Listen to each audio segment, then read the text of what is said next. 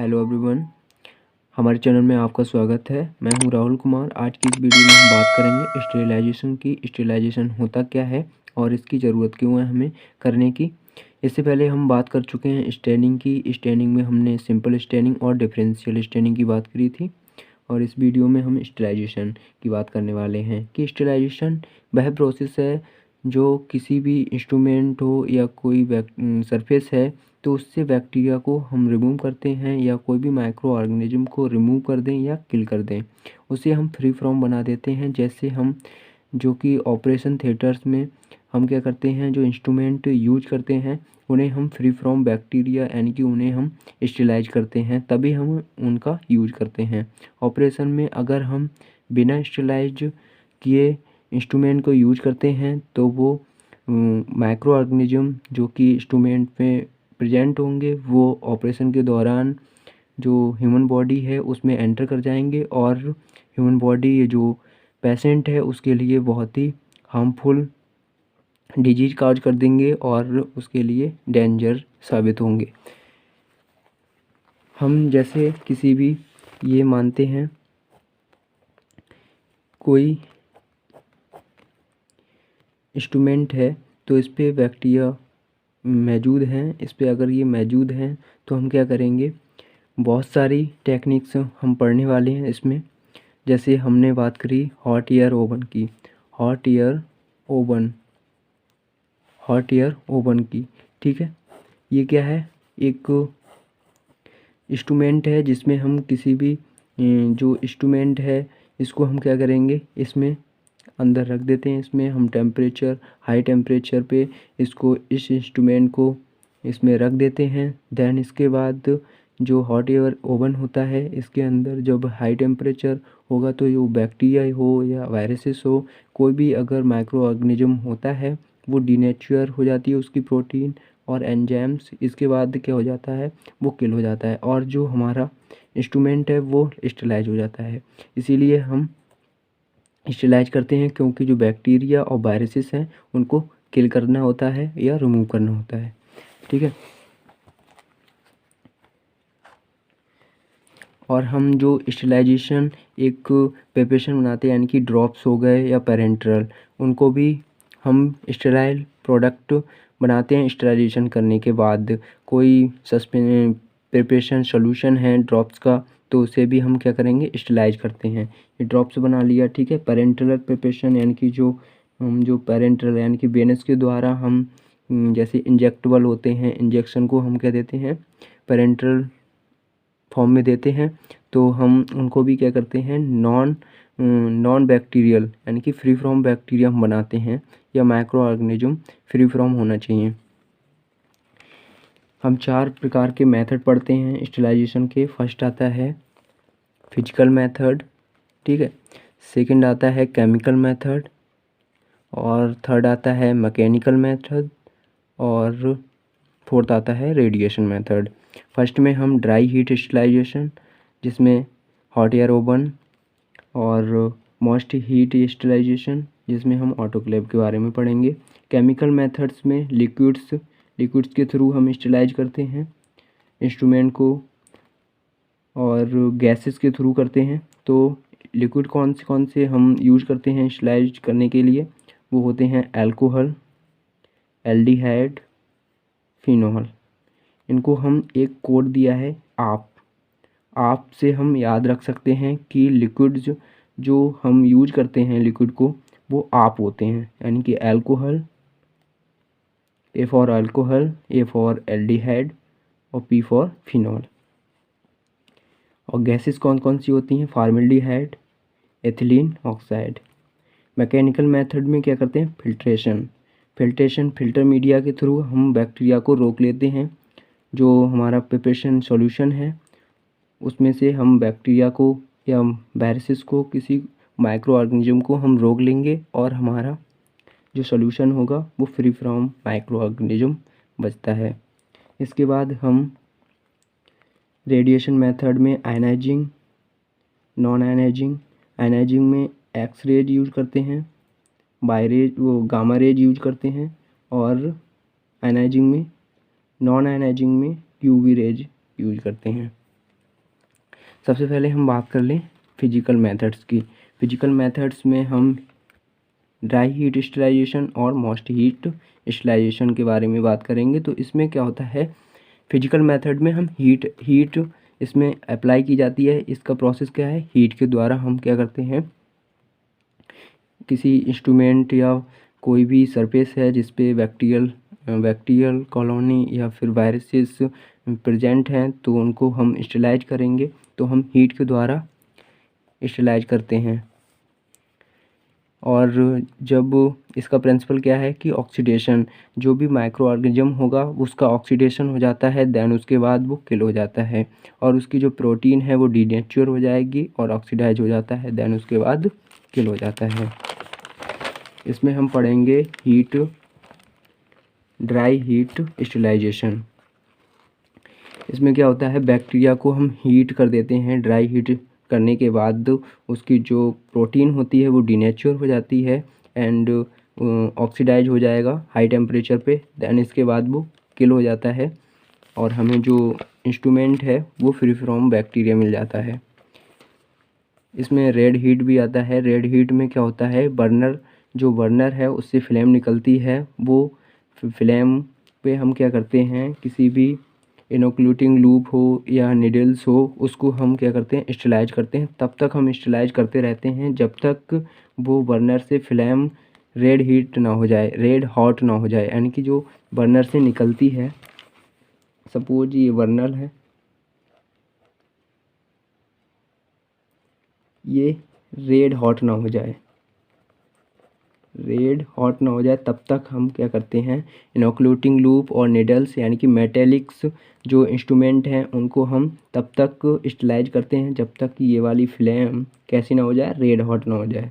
ठीक है। इसके बाद आता है फ्लेमिंग। फ्लेमिंग में क्या होता है, इसमें जो बर्नर से फ्लेम निकलती है वो विदाउट रेड हॉट, यानी कि हमें ये मकसद नहीं है कि रेड हॉट हो जाए, केवल हम फ्लेम से क्या कर देंगे, एक दो बार उससे पास आउट कराएंगे और स्टरलाइज कर लेते हैं। ग्लास वेयर का हम ऐसे करते हैं, ग्लास स्लैट्स, कवर स्लिप्स और माउथ ऑफ कल्चर ट्यूब्स का हम ऐसे स्टरलाइज करते हैं। फिर इसके बाद आता है हॉट एयर ओवन, जो कि मोस्टली यूज किया जाता है स्टरलाइज करने के लिए। It is most widely used method for sterilisation. It require high temperature. इसमें क्या होता है, हाई टेम्परेचर रिक्वायरमेंट होती है। हाई टेम्परेचर पे ही यह क्या करता है, बैक्टीरिया या वायरसेस को डीनेचर कर देगा उसकी प्रोटीन को और उसके बाद बैक्टीरिया किल हो जाता है। इसका इंस्ट्रूमेंटेशन देख लें कि कैसा बना होता है ये। इसमें क्या होता है, ऊपर की तरफ ये वैक्यूम गॉज है, देन इसके बाद ये वाली वेंट गॉज है। इसमें थर्मोमीटर ये होता है, थर्मोमीटर जो कि हमें टेम्परेचर दिखाता है कि कितना टेम्परेचर बढ़ रहा है। और इसमें डबल जैकेट डोर होता है, ये वाला डोर डबल जैकेट डोर है। और इसमें ये स्लैब्स हैं जो कि हम सैंपल इस पे रखते हैं और इसमें फ़ैन है जो कि चलता रहता है। ये स्विच होता है जिसे हम ऑन और ऑफ़ कर देते हैं। ये लाइट आती है यानी कि हमें बताता है कि ओपन है, यानी कि इसमें लाइट आ रही है। हॉट एयर ओवन चालू है, ये हमें लाइट के द्वारा पता चलता है। और टेम्परेचर कंट्रोल नॉब है ये, जिससे कि हम टेम्परेचर को कंट्रोल करते हैं। और यहाँ पे टाइमर लगा है।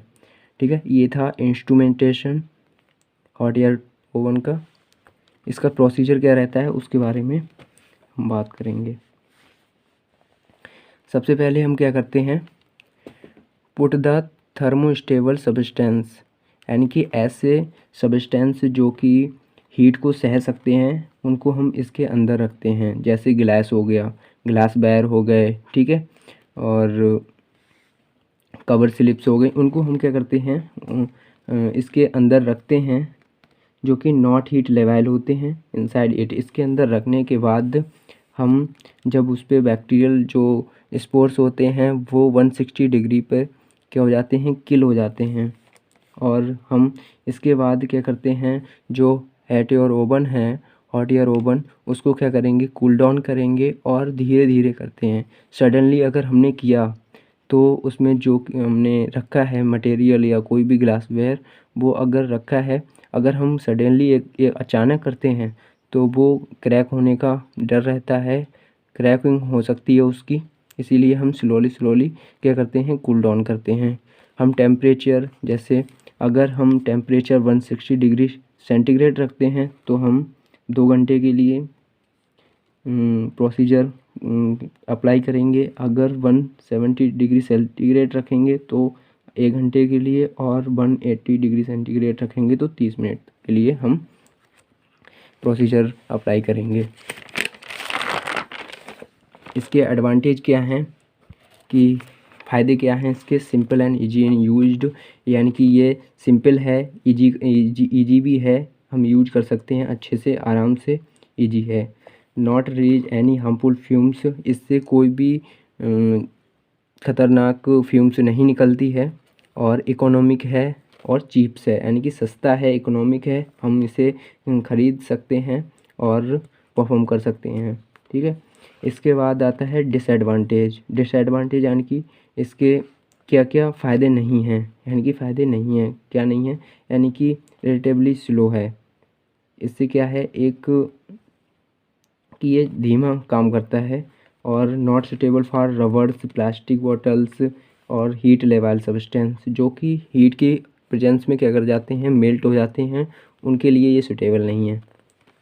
एप्लीकेशन की बात कर लें तो it is use for sterilize glassware में pipettes and tubes, surgical instruments like scalpels, scissors, forceps scissors, यानी कि हम जो सर्जिकल इंस्ट्रूमेंट्स हैं, फोर्सेप्स सीजर्स और स्कैल्पेल्स और सीजर्स, उनको हम स्टेलाइज करते हैं, और ग्लासवेयर को भी हम स्टेलाइज कर सकते हैं इससे। और इसकी हेल्प से हम ग्लिसरीन और लिक्विड पैराफिन को भी हम क्या कर सकते हैं, स्टेलाइज कर सकते हैं। इसके बाद आता है इसका सेकंड मोस्ट हीट मेथड, यानी कि मोस्ट हीट। इसमें हम क्या करेंगे, मोस्ट का मतलब इसमें हम हीट स्टीम टेम्परेचर के साथ, जब हम वाटर को क्या करेंगे, टेम्परेचर देंगे, तब वो स्टीम में कन्वर्ट होगा। टेम्परेचर वो क्या कहते हैं, वाटर स्टीम में कन्वर्ट होगा। देन उसके बाद जो स्टीम है वो मटेरियल है उसमें क्या हो जाएगा, उसके अंदर तक जाके उसको स्टेलाइज करेगा। इसमें हम हाई प्रेशर स्टीम हीटेड करते हैं। देन इसके बाद जो स्टीम है वो ऑब्जेक्ट के अंदर जाके उसे स्टेलाइज करती है, और जो बैक्टीरिया है उसे किलिंग कर देगी, यानी कि किल कर देती है, क्योंकि वो बैक्टीरिया डीनेचर हो जाता है, इस वजह से वो किल हो जाता है। It's more effective process than dry heat sterilisation, ये मोस्ट इफ़ेक्टिव है देन किससे, ड्राई हीट स्टेरिलाइजेशन से बहुत ज़्यादा इफ़ेक्टिव है। इसके बाद हमने इसे 3 टाइप्स में बांटा है, on the basis of temperature यानी कि जो हम यूज करते हैं, जैसे कि फर्स्ट है बिलो 100 डिग्री सेल्सियस और एट 100 डिग्री सेल्सियस, और थर्ड है अबव 100 डिग्री सेल्सियस। तो फर्स्ट में हम बात कर लें कि in this temperature heat level fluids, जो कि हीट को क्या कर जाते हैं, सह नहीं पाते हैं, यानी कि जो हीट को सह नहीं पाते हैं फ्लूइड्स, उनको हम स्टेलाइज करते हैं बिलो 100 डिग्री सेल्सियस पे, ठीक है। पास्चराइजेशन ऑफ मिल्क, यानी कि जो कि उसका जो मिल्क होता है उसे हम फ्री फ्रॉम बैक्टीरिया करते हैं, इसीलिए हम वो प्रोसेस करते हैं पास्चराइजेशन की। वैक्सीन प्रिपरेशन भी बिलो 100 डिग्री सेल्सियस पे प्रिपेयर की जाती हैं। Temperature at 100 degree Celsius, 100 degree Celsius पे हम जो क्या करते हैं, मटेरियल है वो लिक्विड है, लिक्विड क्या होगा, बॉइलिंग हो जाएगी उसकी, बॉयल किया, ठीक है। बॉयल होने के बाद अब वेजिटेटिव बैक्टीरिया और स्पोर्स क्या हो जाएंगे, किल हो जाएंगे। स्पोर्स के लिए हम मेनली प्रोलॉन्ग्ड बॉइलिंग करते हैं, यानी कि लंबे समय तक स्पोर होगा, तो उसके लिए हम ज़्यादा टाइम देते हैं बॉइलिंग करने के लिए। अगर बैक्टीरिया है केवल, तो उसको सिंपल ऐसे ही टेम्परेचर यानी कि 100 डिग्री सेंटीग्रेड पे क्या हो जाता है, वो किल हो जाता है। इसके बाद आता है कि ये किसके लिए सूटेबल नहीं है? सर्जिकल इंस्ट्रूमेंट के लिए सूटेबल नहीं है। इसमें इसका एग्जांपल है टेंडलाइजेशन, यानी कि टेंडलाइजेशन जो प्रोसेस है वो एट 100 डिग्री सेंटीग्रेड पे परफॉर्म की जाती है। इसके बाद थर्ड आता है टेम्परेचर अबव 100 डिग्री सेंटीग्रेड, जो कि थर्ड प्रोसेस है temperature above 100 degree centigrade. It is also known as steam under pressure, यानी कि इसको हम टेम्परेचर अबव 100 डिग्री सेल्सियस में एग्जांपल क्या है? ऑटोक्लेव। और इसे हम और भी क्या जानते हैं? स्टीम अंडर प्रेशर, यानी कि 100 डिग्री से अबव क्या है? Steam under pressure. अगर कहीं भी पूछा जा रहा है कि स्टीम अंडर प्रेशर का एग्जांपल क्या है, तो आप बता देना कि ऑटोक्लेव। अगर ऑटोक्लेव के अंदर भी तुम्हें लिखना होगा कि स्टीम अंडर प्रेशर, कि ये process steam under pressure perform की जाती है। इसमें हम बात करेंगे ऑटोक्लेव। ऑटोक्लेव क्या है? इसकी डिस्कवरी क्या है?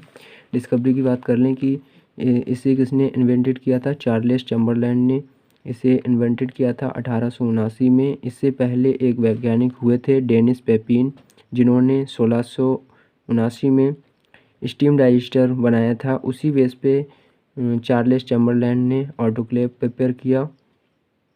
अगर कहीं भी आपको ये पूछा जा रहा है कि ऑटोक्लेव की डिस्कवरी किसने की, तो चार्ल्स चैम्बरलैंड का नाम लेना, या कहीं भी क्वेश्चन में अगर ये पूछा जाता है तो चार्ल्स चैम्बरलैंड ही लिखना है, ना कि हमें डेनिस पेपिन लिखना।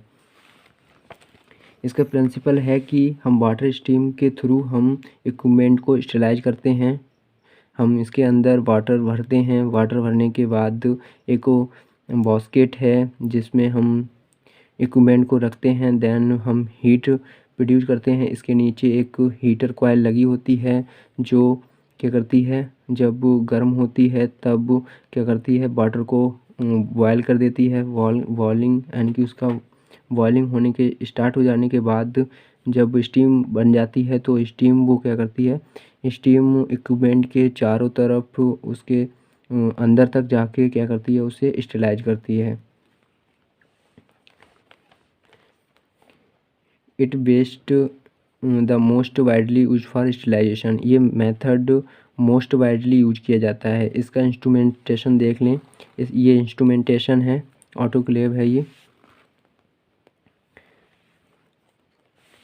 जिसमें ये क्या है, सेफ्टी वॉल है। अगर कहीं भी दिक्कत आ रही है तो इस सेफ्टी वॉल से हम क्या कर सकते हैं, इससे हम सेफ्टी कर सकते हैं। एयर रिमूवल वाल्व है, इसके थ्रू जब ऑटोक्लेव हो जाता है इंस्ट्रूमेंट तब हम क्या करते हैं, एयर को रिमूव कर देते हैं। देन इसके बाद हम इस लिड को हटाएंगे। ये लिड है, ये पॉस्टेनिंग स्क्रू हैं जिसके थ्रू ये क्या होती है, टाइटली पैक्ड, यानी कि बंद है। और ये थर्मोमीटर है, ये प्रेशर गॉज है, ये प्रेशर कंट्रोलर है, ये वॉस्केट है जो कि मेटेलिक होती है। इसमें हम कोई भी इंस्ट्रूमेंट हो या किसी भी इक्विपमेंट को हम स्टेलाइज करते हैं, इस बास्केट में ही रखते हैं। और इधर से इलेक्ट्रिक सप्लाई जा रही है। और ये वाटर है, ये क्या है, ये वो कॉइल है जो कि गर्म होती है, हीटर कॉइल है। इधर से ये ड्रेन वाल्व है, जिसे हम जो ड्रेनेज है, यानी कि जो वाटर है, जब वो हम क्या कर लेते हैं, यूज कर लेते हैं, देन इसके बाद वाटर को हम निकाल देते हैं। इसी लिड को हम ओपन करते हैं जब वो ऑटोक्लेव हो जाता है इंस्ट्रूमेंट। इसके बाद हम इस बास्केट को भी निकाल के उस इक्विपमेंट को निकालने के बाद अब उस इक्विपमेंट को हम यूज कर लेते हैं, या वो इक्विपमेंट यूज करने लायक बन जाता है। इसका प्रोसीजर या वर्किंग की बात कर लें तो सबसे पहले हम क्या करते हैं, कोई भी जो इक्विपमेंट होता है, सपोज हमने ये इक्विपमेंट था, हमारी मानते हैं सीजर थी,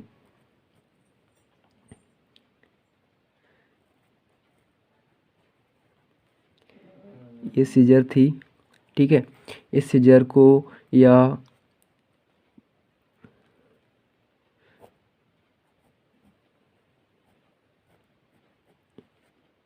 ये नाइफ था, इसको हम क्या करेंगे, अब हम इसको स्टेलाइज करना है। तब हम क्या करेंगे, ये वॉस्केट है, इसमें हम रख दिया। रखने के बाद अब इस वॉस्केट को हमने किस में रख दिया, ऑटोक्लेव में रख दी।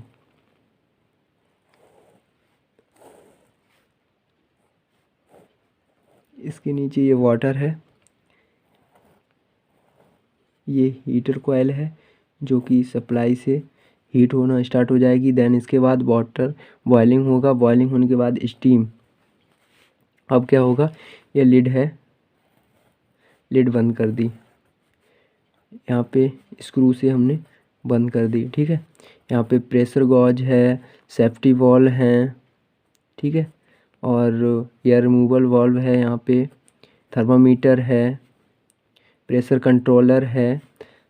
ये सब कुछ हम मेंटेन करने के बाद अब स्टेलाइज हो रहा है। जो इक्विपमेंट है हमारे वो स्टेलाइज स्टार्ट हो गए, जो कि स्टीम है। अब वो स्टीम आएगी और जो बैक्टीरिया हैं उनको किल करना स्टार्ट कर देगी। जो प्रोटीन है बैक्टीरिया की, किल क्यों हो जाते हैं, क्योंकि जो बैक्टीरिया की प्रोटीन होती है वो क्या हो जाती है, डीनेचर हो जाती है, और एंजाइम भी डीनेचर हो जाते हैं। इसकी वजह से बैक्टीरिया किल हो जाता है और हमारा इक्विपमेंट फ्री फ्रॉम बैक्टीरिया या माइक्रो ऑर्गेनिज्म मिल जाता है, जो कि हम अब इसे यूज कर लेंगे। इसके बाद हम इनको निकाल लेते हैं, ठीक है। ये इक्विपमेंट हम निकाल लेते हैं और हम इनको यूज करने लायक बन जाते हैं और हम इन्हें यूज करते हैं। ये टेबल के थ्रू हम समझते हैं कि टेम्परेचर कितना देना है और टाइम कितना देना है और स्टीम प्रेशर कितना देना है। तो टेम्परेचर हमें 115 से 118 डिग्री सेल्सियस रखना है और steam pressure 10 LB inch square रखना है। तो हम 30 मिनट के लिए प्रोसीजर अप्लाई करते हैं और 120 से 124 डिग्री सेंटीग्रेड रखना है और 15 LB इंच स्क्वायर प्रेशर रखते हैं। तो हम 15 मिनट तक प्रोसीजर करते हैं एंड 126 से 129 डिग्री सेल्सियस के लिए हम टेम्परेचर प्रेशर कितना रखते हैं, 20 LB इंच स्क्वायर। तो 10 मिनट लेते हैं और 135 से 138 डिग्री सेल्सियस के लिए हम steam pressure 30 LB inch square रखते हैं और टाइम कितना लेते हैं, 3 मिनट। इसके बाद हम क्या करते हैं, जो ऑटोक्लेव है उसमें वैक्यूम पंप के साथ साथ सेफ्टी वॉल्व है, उससे क्या करेंगे, हम टेम्परेचर और प्रेशर को क्या करते हैं, रेगुलेट करते हैं। देन इसके बाद जो वाटर स्टीम है वो बैक्टीरिया को किल कर देती है और हम जो हमारा इक्विपमेंट था वो फ्री फ्रॉम बैक्टीरिया मिलता है और उसे हम यूज करने लायक मिल जाता है। इसके एडवांटेज क्या हैं, एडवांटेज ये है इजी टू हैंडल और इकोनॉमिकल और चीप है, यानी कि सस्ता पड़ता है। शॉर्ट प्रोसीजर टाइम, बहुत ही छोटा इसका प्रोसीजर टाइम है, 30 मिनट का, मैक्सिमम 30 है। इस टेबल में दिख रहा है कि मैक्सिमम टाइम कितना है, 30 मिनट, यानी कि आधा घंटा, फिर 15 मिनट, फिर 10 मिनट, 3 मिनट। तो इसीलिए इसका एक एडवांटेज है short procedure time. Provide good penetration all surface, ये क्या करता है, जो इक्विपमेंट है उसकी सभी सरफेस पे क्या कर सकता है, अच्छे से पेनिट्रेट करता है और अच्छे से जो बैक्टीरिया प्रेजेंट है उनको सभी को किल कर देता है। इसमें हम कोई एडिशनल केमिकल या डिस्पोजेबल ऐड नहीं करते हैं। It provide greater lethal action, ये क्या करता है, बहुत ही ज़्यादा लेथल एक्शन प्रोवाइड करता है, यानी कि जो माइक्रो ऑर्गेनिज्म होंगे वो 99.9% किल हो जाते हैं इससे। और बात कर लें डिसएडवांटेज की, यानी कि ये एनहाइड्रस ऑयल्स और फैट्स के लिए सूटेबल नहीं होता है। अगर ऑयल्स और फैट्स को हम इसके अंदर रखते हैं तो ये दोनों क्या हो जाएंगे, यानी कि एनहाइड्रस नेचर में होते हैं। देन इसके बाद ये इनका भी क्या हो जाएगा, बॉइलिंग, यानी कि ये भी बॉयल हो जाते हैं। देन ये मिक्स हो जाते हैं वाटर से और ये जो मटेरियल है या सॉल्यूशन होता है ऑयल का और फैट का, वो स्टेलाइज नहीं हो पाता है। It also not suitable for heat level substance, ऐसे सब्सटेंस जो कि हीट मिलते ही मेल्ट हो जाते हैं, उनके लिए भी ये क्या होता है, सूटेबल नहीं है। यूजेज क्या हैं इसके, they are used to decontaminate या sterilize media, instruments and lab wares. जो लैब वेयर्स होते हैं और इंस्ट्रूमेंट्स हैं उनको स्टेलाइज करने के लिए इसका यूज किया जाता है। मेडिकल लैब में autoclaves are use to sterilize medical equipment, glassware, surgical equipment और मेडिकल वेस्ट। मेडिकल वेस्ट में बैक्टीरिया भी आ गया, उसको क्या कर देंगे, किल करते हैं, और हम जो मेडिकल वेस्ट है उसको हम स्टेलाइज करके हमें मिल जाता है, हम उसका यूज करते हैं। फिर ये थे फिजिकल मेथड्स, और मैं उम्मीद करता हूँ कि मैंने जो बताया वो आपको समझ में आया होगा। इससे अगली वीडियो में हम बाकी मेथड्स के बारे में डिस्कस कर लेंगे।